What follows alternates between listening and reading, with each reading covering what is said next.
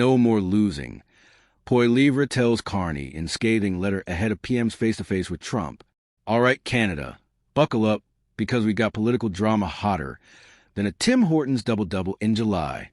Pierre Poilievre just fired off a letter to Mark Carney that's spicier than a Calgary Stampede hot sauce challenge. We're talking no more losing, trade wars, Trump meetings, and enough political shade to block out the northern lights. Let's dive in. What's up, Canada Bulletin fam? If you're new here, hit that subscribe button because we break down Canadian news faster than you can say sorry. Today, we're unpacking the political heavyweight bout nobody asked for, but everybody's watching. Poilievre versus Carney in the battle for Canada's trade future. And spoiler alert, it's messier than a poutine eating contest. So what exactly went down? Let me paint you a picture. Conservative leader Pierre Poilievre just penned what political insiders are calling a scathing letter to Prime Minister Mark Carney.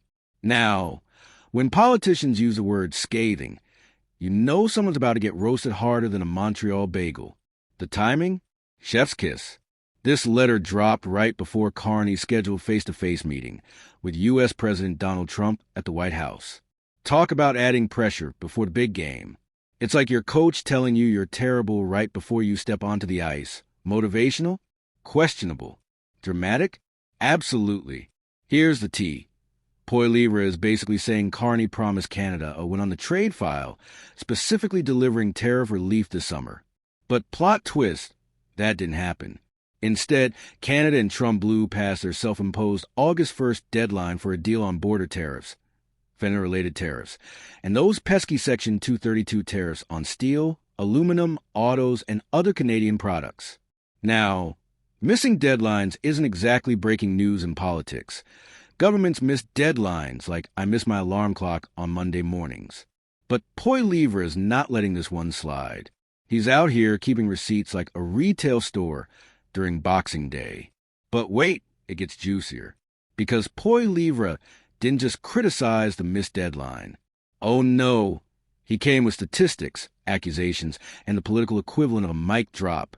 All right, let's break down Poilievre's main arguments because this letter is basically a greatest hits album of political callouts.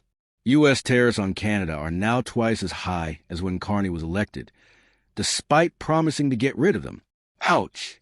That's like hiring a personal trainer who promises you'll lose weight, but you actually gain 20 pounds. Not a great look.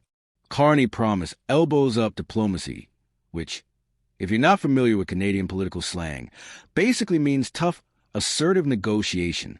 But according to Poilievre, Carney caved on dollar-for-dollar counter tariffs and the digital services tax, while winning nothing in return for Canada. That's some harsh criticism right there. Folks, Trump hasn't just maintained pressure, he's ramped it up. New tariffs on lumber and furniture, higher rates on existing tariffs. It's like playing a video game where the difficulty level keeps increasing, but your character stats stay the same. Poilievre's demands are crystal clear. Lift tariffs on softwood lumber, steel, aluminum, and autos, and get rid of those by American rules that discriminate against Canadian builders. These are the same goals the government is already pursuing, by the way. But Poilievre wants results, not participation trophies. His closing line? No more losing. It is time for you to deliver the promised wins. If that doesn't sound like a dad giving his kid a pep talk before a hockey tournament, I don't know what does.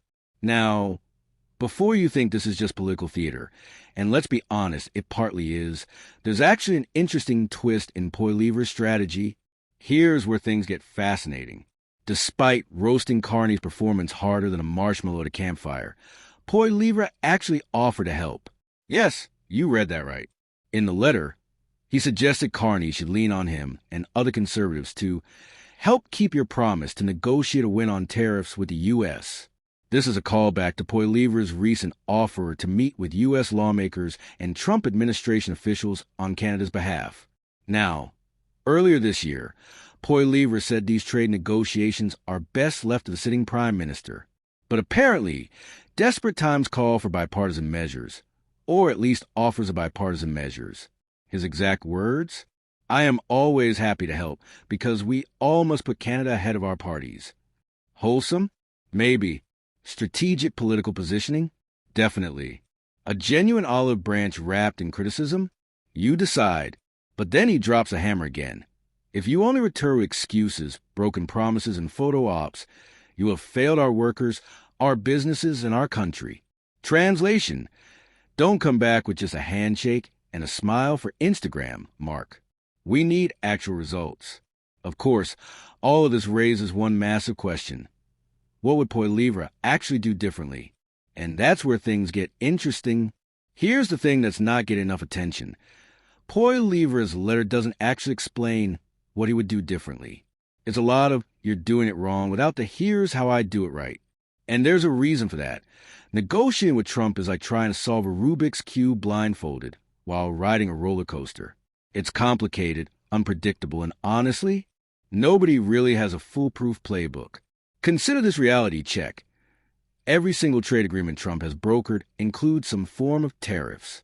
His deals with close allies like the UK, tariffs.